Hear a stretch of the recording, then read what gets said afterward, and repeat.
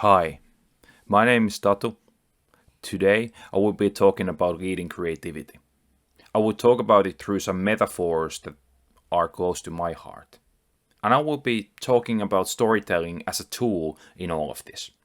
I will talk about the limits of our language, and I will talk about a Japanese concept of going around the roots. I will be talking about those from my personal perspective and based on my own experience. And on that note, and to give a bit of background on that experience, let's kick off this session with a small introduction into who I am. So, my name is Tatu. I direct art at Rovio's puzzle studio in Espoo.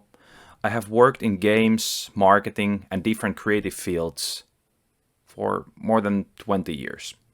I have worked in over 50 globally published games on mobile, PC, and Xbox. I love art, I love games, I love business, and I love the art of leadership. And here's some projects I've been involved in lately.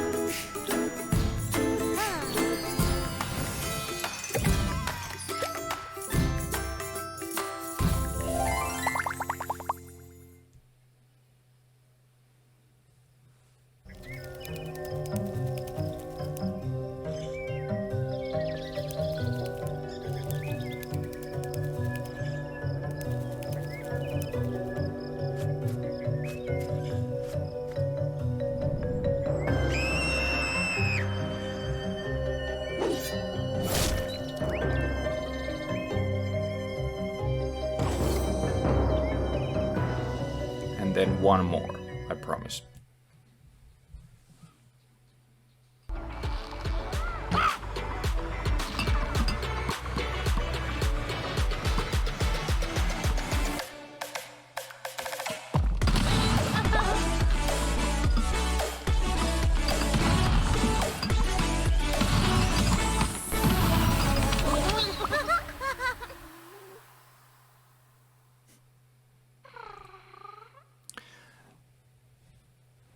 And this is also who I am.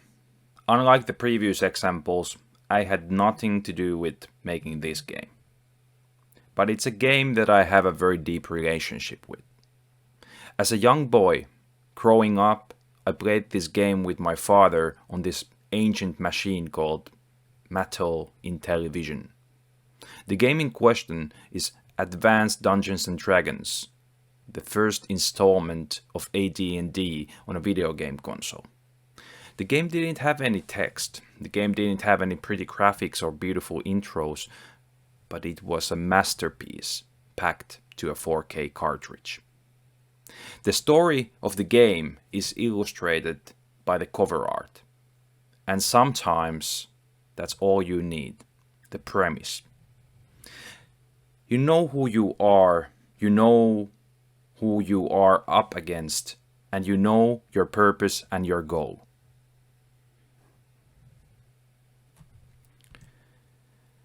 Ever since those moments, games like these, and this game in particular, I've been intrigued by stories. Stories are powerful because they help us give purpose to action.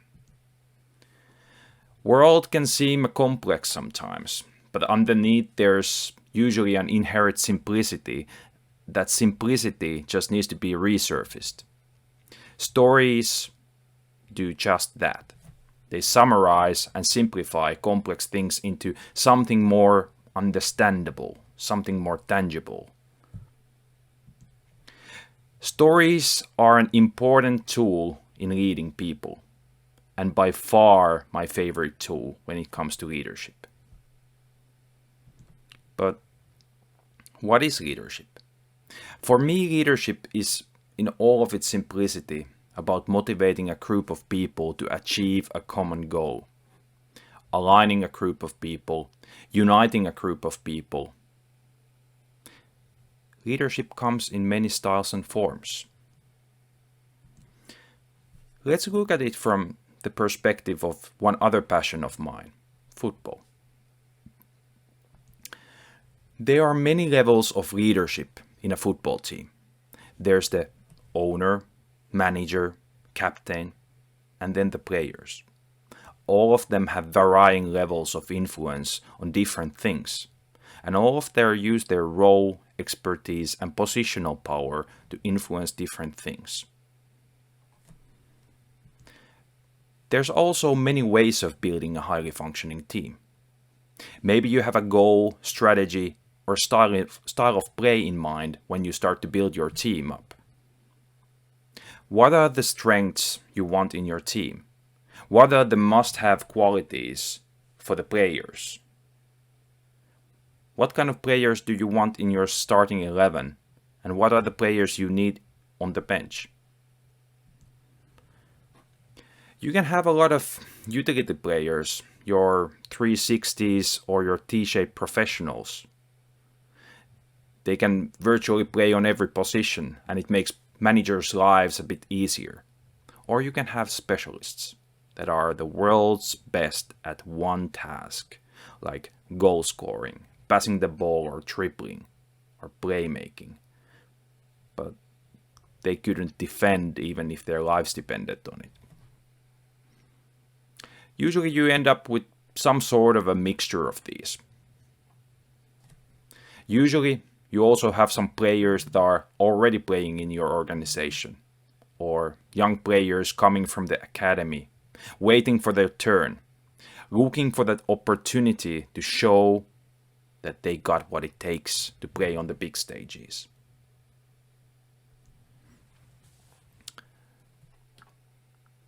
And then, depending on the skills and seniority of your team, you might give varying levels of freedom and ownership to some of the players. You don't necessarily want to tie players like Messi too tightly into one position, but you want to give them the freedom to roam and create. You might also have some senior players on the pitch that have been tasked to lead certain aspects of how the team actualizes the chosen strategy. A captain that is the voice towards the ref and makes pitch level adjustments to how the team plays. Or the most senior player on your defensive line, calling when to push higher, when to back down, when to do an offside trap, when to buy time for the rest of the team to recover and double the attacking players. And sometimes you might have players with very one-dimensional roles, a sweeper or a libero in 60s Catenaccio system. Their role might be to stay back in defense when the rest of the team pushes forward. But if the tide turns, it's their turn to shine.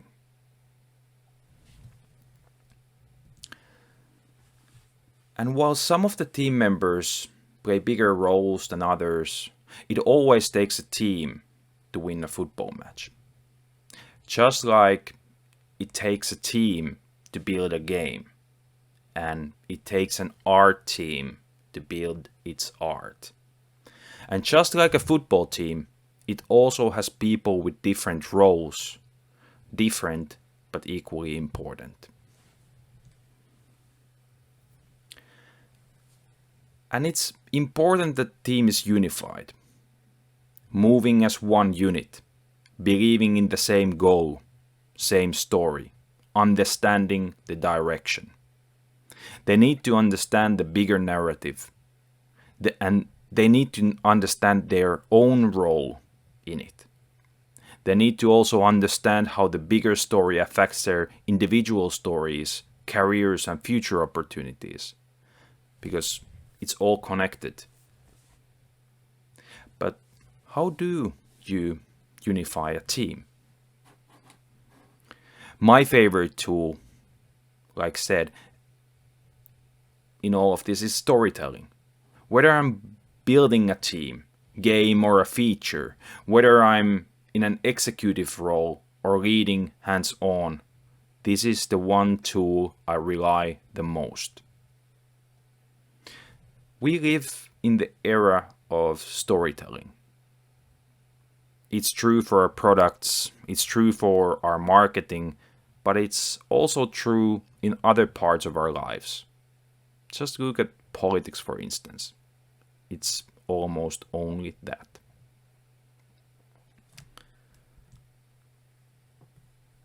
I like to call it storytelling, but it's nothing new. You can also use more technical terms like framing or less precise terms like motivating, but it's as old as mankind. As a species, we have influenced each other through narratives, through stories, as long as we've existed. Storytelling touches all parts of how we lead and how I lead. Whether it's unifying my team or finding the silver lining in some setbacks, whether it's mentoring or coaching or helping someone understand the importance of their role, storytelling is always part of it. Have you thought about it? What is the story of your team? What is its mission, its vision? What are the values? What are you trying to achieve? These are the most important storytelling tools when you talk about bigger organization and trying to unify towards one goal and one way of working. And too often these are very much underutilized.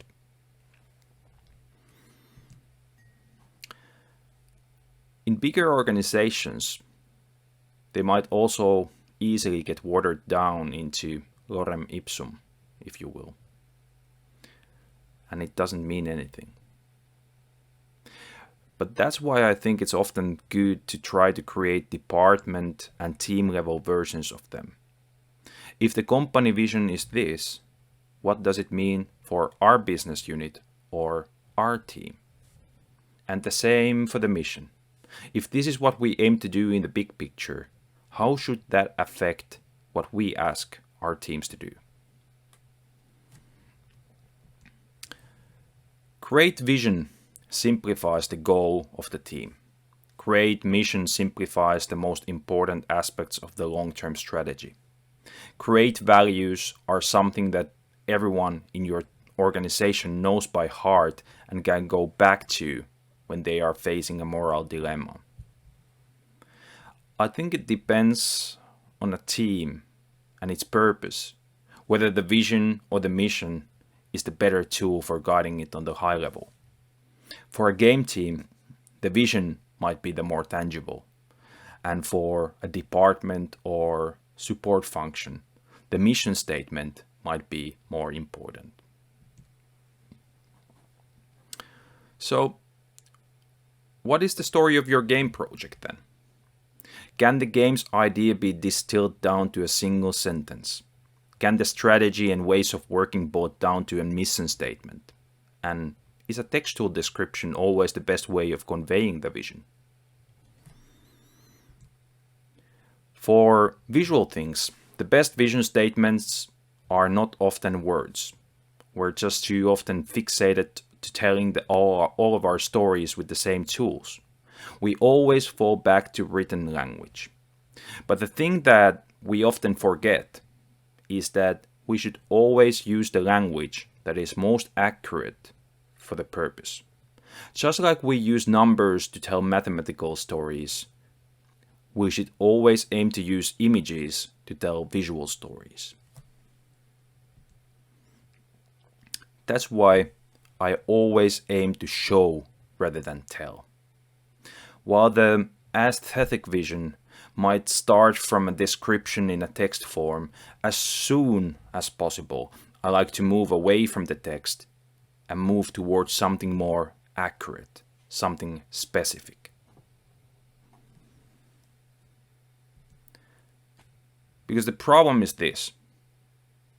If I say a word, chair, what do you think of? That wasn't a rhetoric question. Please think of a chair. Whatever comes to your mind. Any chair.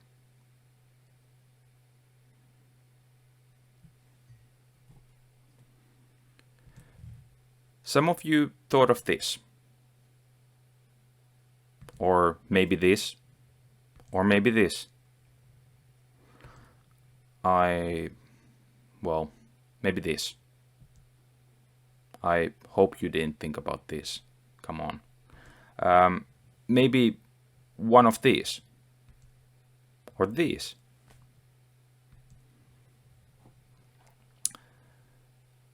The problem with language is that even if we try to be as descriptive as we can, we will never be as specific as this. If I show you an image like this and point at it, there is no more room for us to be thinking differently. We just took a major step from descriptive to specific. So the language can sometimes be a limiting factor, and people with limited artistic backgrounds will usually also have a very limited vocabulary when it comes to discussing the aesthetics.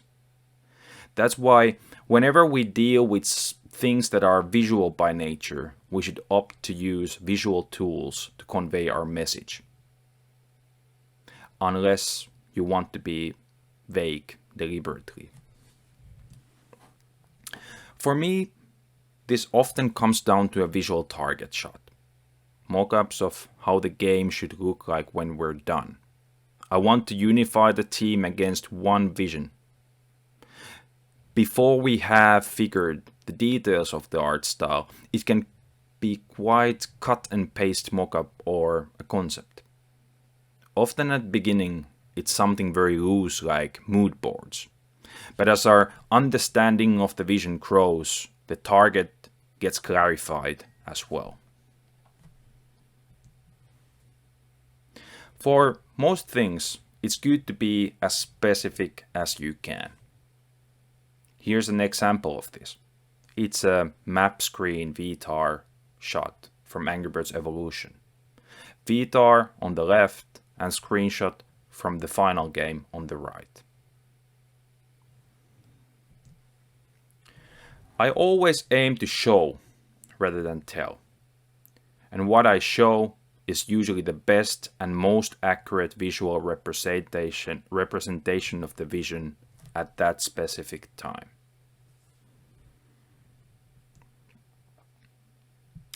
Sometimes a visual target is a sketch, sometimes just a mood board, but eventually it's something like a visual target screenshot.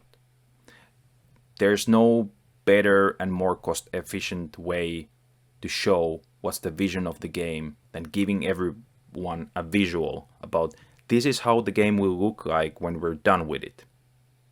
While I use visual target shots to align the team, I also use them to buy the team the space they need to achieve it.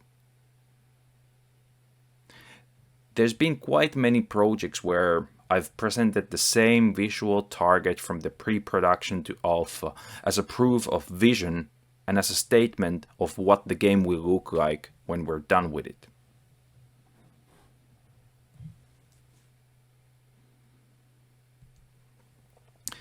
Vision is a great start, but you still need to make sure the team understands the vision. You need to help the team to connect the stories of individual tasks or features into the bigger picture, and you need to help them understand what is expected of them. Just like the company vision and mission should be distilled down to a department and team level statements, the story of the product should often be further broken down to craft and individual levels. It's important that everyone in your team understands the value of their contribution and what exactly is expected from them. What is the role of an UI artist? Why do the animations matter? Why it's not irrelevant how the characters are designed?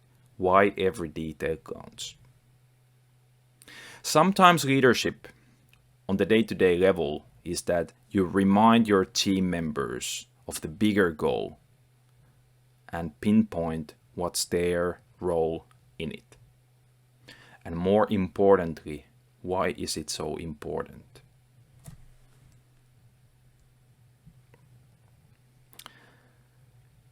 If you have done your job in recruiting well, you're not there to teach your team how to do their job. They are likely a group of specialists who know more of their specialty than you ever will. Leading a group of creative specialists is about helping them to understand how their work connects with the work of others and how it connects to the bigger picture. It doesn't matter how fast everyone runs if everyone is running to different directions. If everyone runs to an opposite direction, the average of travel distance is 0. If a team is senior enough, they will likely not run to totally opposite directions, but rather just slightly different angles. When a team has worked long enough together, they become pretty good at this guesswork and will most of the time end up where you wanted them to. But personally, I don't like to leave things like these up for chance. Vision is clarity. Vision is alignment. When leading a creative team, the key is to unite the team to work towards the same goal. A good vision helps the team members to understand what they have autonomy and ownership over, how their work relates to the other works, and what is its purpose. If there's a good visual vision statement for one aspect of the game, it becomes easier to talk about the other aspects as well. And unless you want to do every aspect of the game yourself, it's often better to delegate some of that responsibility to others in the team. For all new visual aspects of the game, the already existing visual target works as an acceptance criterion, and the team members who are executing the task can have a full ownership within that well-defined creative box defined by the visual target. As long as it matches with the rest of the game, it's good. Story of the task. So, what about the story of the task or a feature? Why are we doing this feature? Why are we doing this task? What are we expecting to happen? Every time we look at data and make assumptions or do inductive reasoning and reduce our observations to hypotheses, we are telling a story. We're telling a story about what we observed and what we believing the numbers to be saying. When we formulate a hypothesis, we formulate a story that we first sell internally, then unite everyone to execute it and see if our story holds the test of the market. Then, what about the story of the individual? When operating in a big studio like ours, it's also the other way around. It's not just the individual stories, but the story of the individual. How to manage the expectations the individuals have for their own story.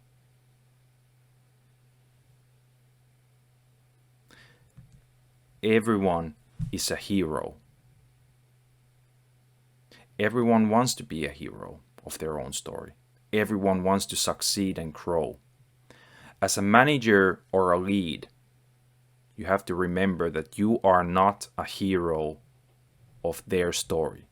They are. You are there to support and guide them.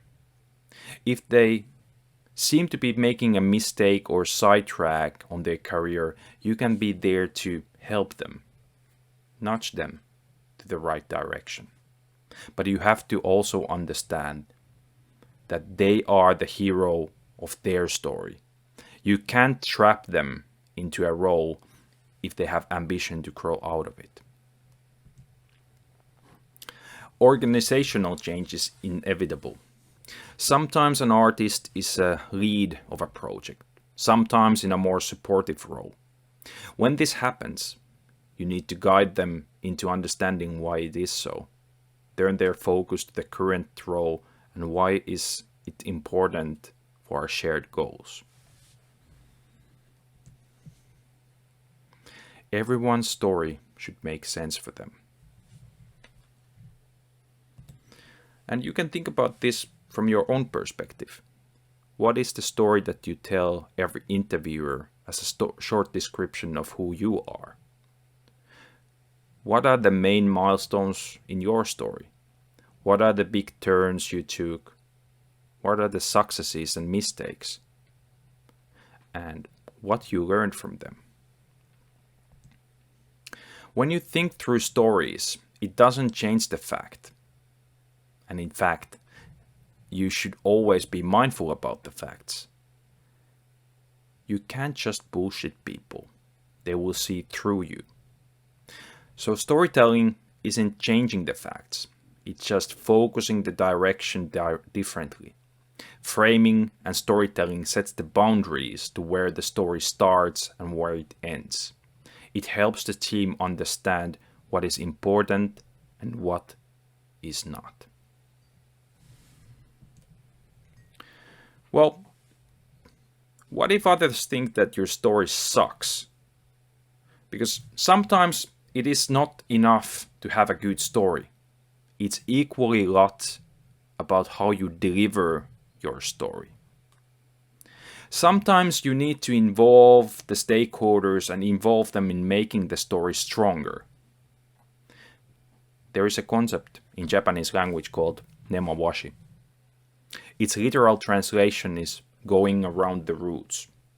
It refers to the physical act of moving a tree.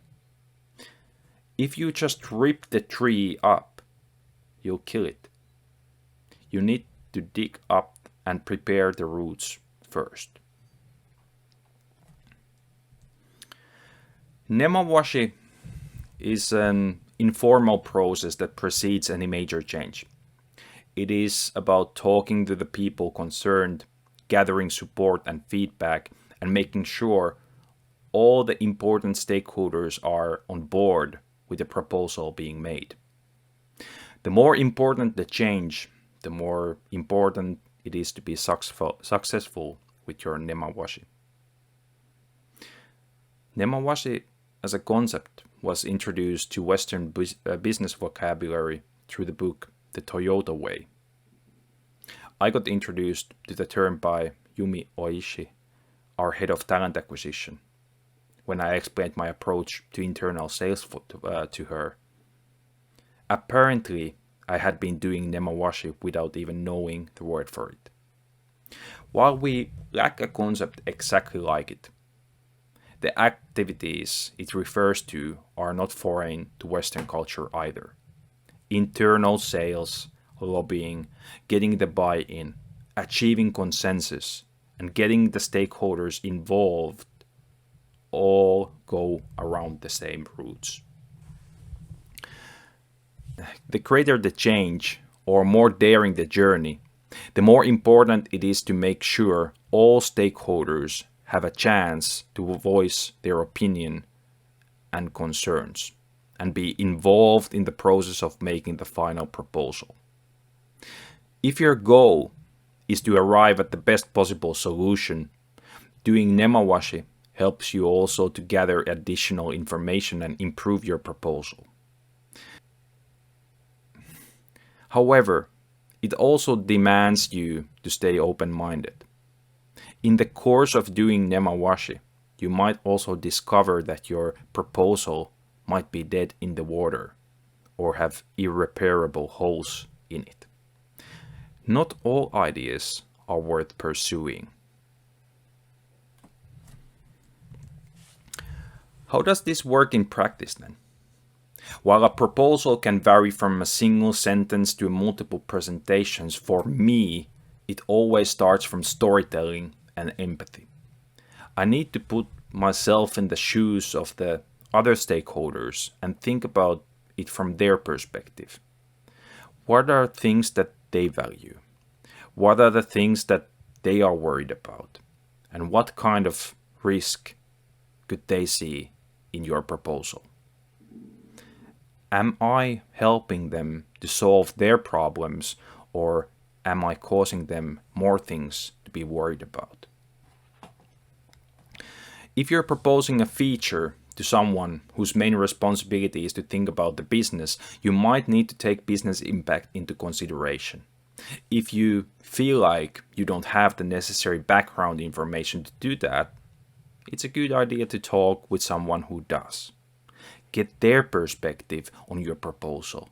Improve and fix your proposal. Make sure it's adequately understood as you meant it to be understood. And improve it until you have fixed all the problems pointed to you in the process.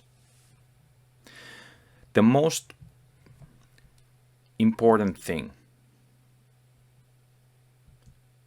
is empathy. Empathy helps to get started and build an initial case. But the initial case is usually only the starting point. Don't get stuck at your initial position. When trying to persuade others to change their minds, it's always good to be open to change yours as well. Everyone can have a great idea. Great ideas can originate from anywhere. It is a whole different challenge to get your team to buy into those ideas.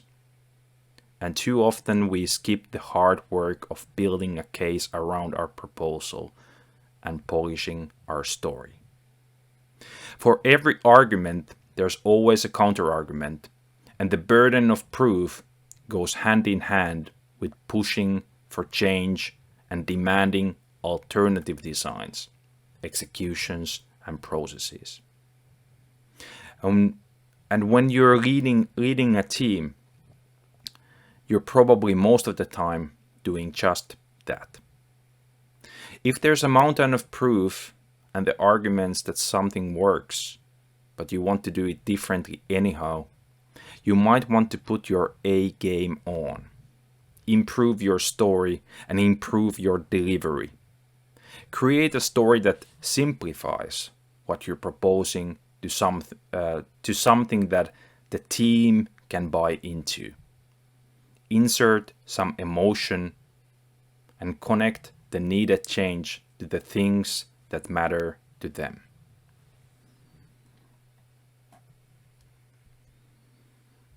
Thank you.